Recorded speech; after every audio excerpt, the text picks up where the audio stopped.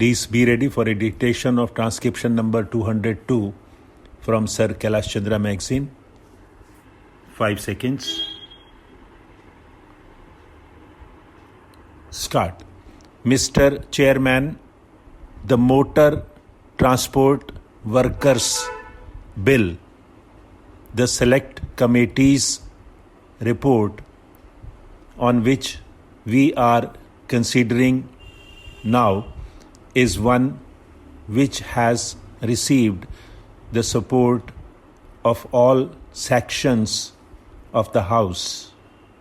It is designed to standardize the conditions of service of the workers engaged in this industry and to give them some at least of the important reliefs which workers in general in the country get.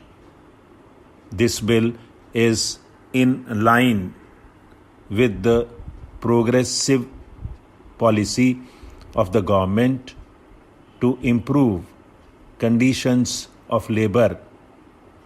The opposition members, at least some sections of the opposition, who castigate the government for ignoring the interests of labor, should remember that this is one more measure with which they agree, and therefore, while blaming the government, they should keep this in mind. The bill, as it has emerged from the Select Committee, is a great improvement. In this connection, we must remember the expert knowledge which most of the members of the Select Committee brought to bear on the deliberations of the Select Committee.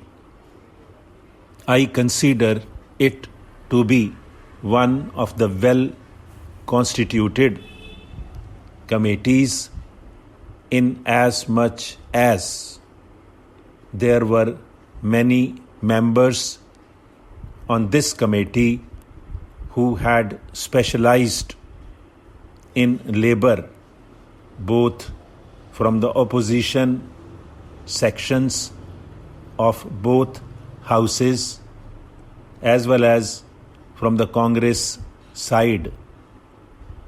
We were fortunate to have a union ex-labor minister on the committee whose knowledge really helped the committee to come to very successful conclusions.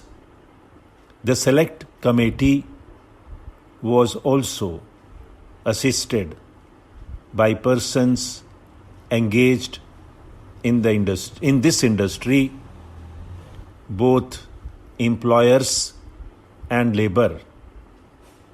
As many as 20 memoranda were presented, and most of them gave oral evidence before the committee. So much so, there was not a single clause or part of a clause or even a phrase which went without being well considered. That is how the bill has come to be a great improvement on the bill as introduced.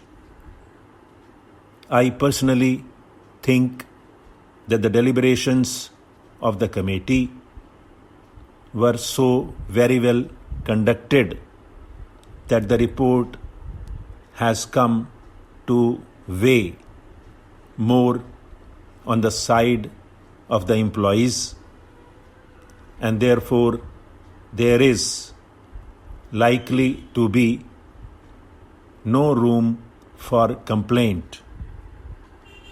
In this connection, sir, I must also mention that the Deputy Minister of Labour, who was the government's representative present on the committee, was very responsive to all the suggestions made, and there was not the least resistance on his part in admitting whatever was offered as a suggestion and which went to improve the bill. Stop.